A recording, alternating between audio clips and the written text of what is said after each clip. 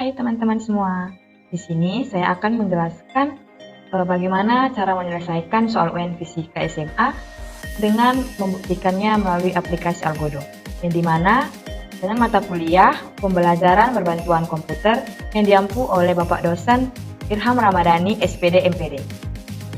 Sebelumnya, saya akan memperkenalkan diri saya terlebih dahulu.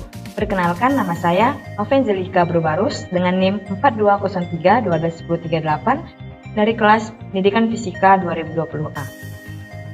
Yang dimana soal ini dipaparkan soal UN Fisika SMA tahun 2012-2013.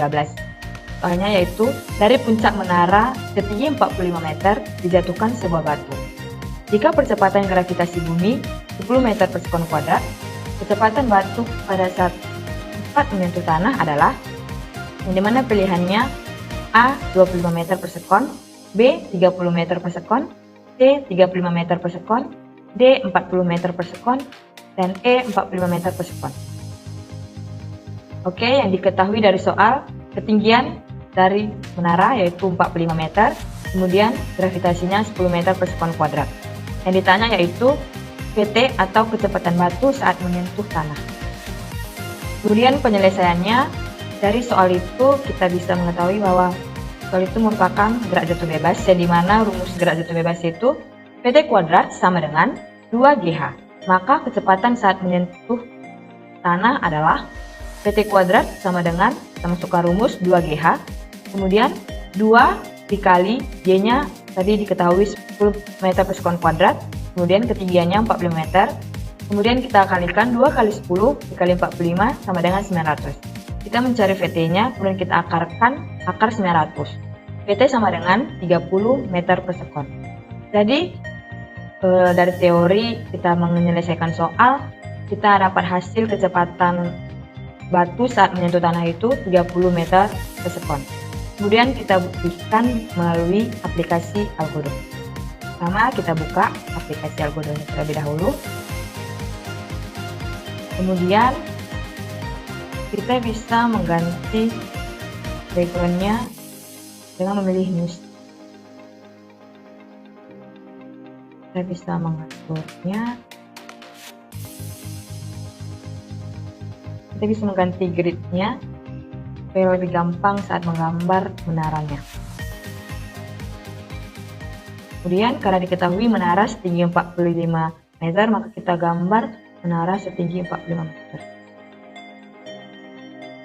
Nah,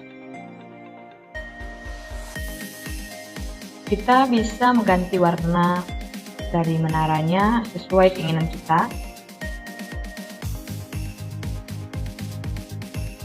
Kemudian kita gambar materialnya, yaitu kita gambar lingkaran.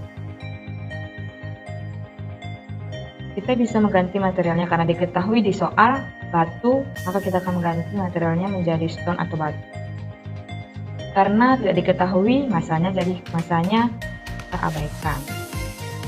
Kemudian kita atur posisi dari batu supaya tepat jatuh.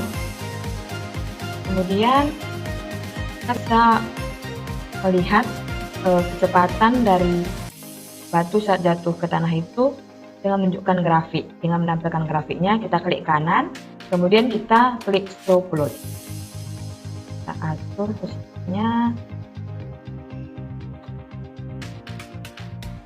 kemudian kita play supaya kita bisa melihat bagaimana kecepatan dari batu saat sampai tepat menyentuh tanah. Dan kita bisa melihat grafiknya bahwa kecepatannya itu 29,527.